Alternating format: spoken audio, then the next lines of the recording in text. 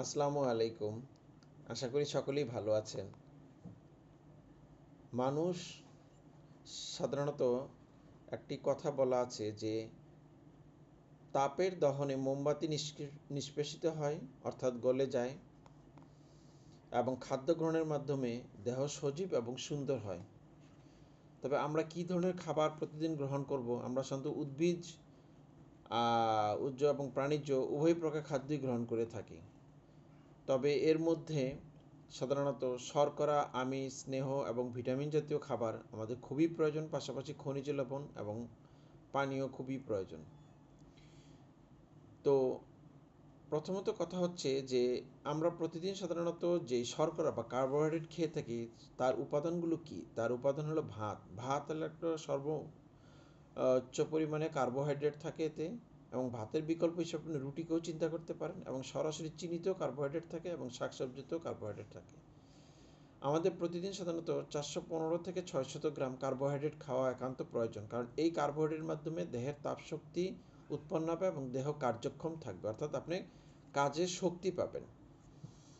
এই কার্বোহাইড্রেটের পরিমাণ যদি কম হয় তাহলে দেহে সাধারণত তাপশক্তি হ্রাস পায়। যারা সাধারণত খাদ্যের প্রতি রুচি থাকে না, যাদের জন্ডিস হয় বা শরীর খারাপ করে এবং খাবারের প্রতি অনীহা হয়, এবং যারা চিপস, ফাস্টফুড এই ধরনের খাবার খেয়ে থাকেন, খাবারের মান নিয়ন্ত্রণ করতে পারেন না, তাদের দিন দিন শরীর মুটিয়ে যায় এবং চেহারা নষ্ট হতে থাকে এবং বৃদ্ধের মতো দেখা যায়। তো এই শর্করা জাতীয় খাবারের প্রতি আপনার খেয়াল করতে হবে। এই শর্করা জাতীয় খাবার থেকে আপনার গ্লুকোজ অর্থাৎ তাপশক্তি উৎপন্ন হবে। এই শর্করাজাত খাবারের পরেই যেটা আসবে সেটা হলো আমিষ বা প্রোটিন। আমাদের প্রতিদিন 100 থেকে 150 গ্রাম আমিষ গ্রহণ করা উচিত। এই আমিষের মাধ্যমে দেহের বৃদ্ধি হবে এবং আমিষ থেকে অ্যামাইনো অ্যাসিড তৈরি হবে এবং কোষের গঠন নিয়ন্ত্রিত হবে এবং দেহ ক্ষয়পূরণে সাহায্য করবে এবং এনজাইম এবং হরমোন উৎপন্ন সাহায্য করবে। যেমন পুরুষের যে হরমোনগুলো আছে, টেস্টোস্টেরন হরমোন, মেয়েদের জন্য ইস্ট্রোজেন, প্রোস্টেরন, এই সমস্ত হরমোনগুলো সাধারণত বৃদ্ধি পায়। তো আমিষজাতীয় খাবারের মধ্যে যে মাছ, মাংস, ডিম, ডালের কথা বলা হলো, এগুলো আপনাদেরকে নিয়মিতভাবেই খেতে হবে।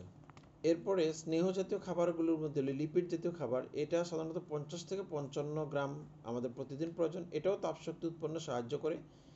যেমন ভোজ্য তেল, ঘি, মাখন, প্রাণীজ চর্বি, এগুলি শিশুদেরকেও খাওয়াতে হবে। এতে আপনার প্রচুর পরিমাণে তাপশক্তি উৎপন্ন হবে এবং দেহের তাপ নিয়ন্ত্রণে থাকবে। আমাদের দেহের তাপমাত্রা সাধারণত 98.4, এর উপরে হলে আমরা সাধারণত ফিভার বা জ্বর বলি। তার পরবর্তী যেই জিনিসটা প্রয়োজন সেটা হলো ভিটামিন। 5500 থেকে নিয়ার অ্যাবাউট 5600 মিলিগ্রাম ভিটামিন আমাদের প্রতিদিন প্রয়োজন। এই ভিটামিনের মাধ্যমে আমরা সাধারণত পুষ্টি এবং দেহের বৃদ্ধিতে সহায়তা করে এবং রোগ প্রতিরোধে সাহায্য করে। ভিটামিনের ঘাটতি হলে সাধারণত দেখা যায় প্রায় সে অসুস্থ থাকে। এবং আমাদের দেহে সাধারণত মিনারেল অর্থাৎ খনিজ লবণ 8 থেকে 10 গ্রাম প্রতিদিন প্রয়োজন। স্বাভাবিক পুষ্টি এবং বৃদ্ধিতেও মিনারেলের খুবই প্রয়োজন। আর আপনি প্রতিদিন 2 থেকে 3 লিটার পানি গ্রহণ করবেন। এটা আপনার প্রোটোপ্লাজমকে সিক্ত করবে এবং সজীব রাখবে এবং কোষের বিপাক ক্রিয়াতেও সাহায্য করবে। তাই প্রতিদিন শর্করা, আমিষ এবং স্নেহজাতীয় খাদ্য প্রচুর পরিমাণে খাবেন এবং দেহকে আপনি ঠিক রাখবেন। কোন খাদ্যে কোন পুষ্টিগুণ বেশি সেদিকে নজর দিয়ে আপনাকে খেতে হবে। সঠিক পরিমাণে শর্করা, আমিষ, স্নেহজাতীয় ভিটামিন, খনিজ লবণ, পানি দিয়েই দেহ সাধারণত গঠিত হয়।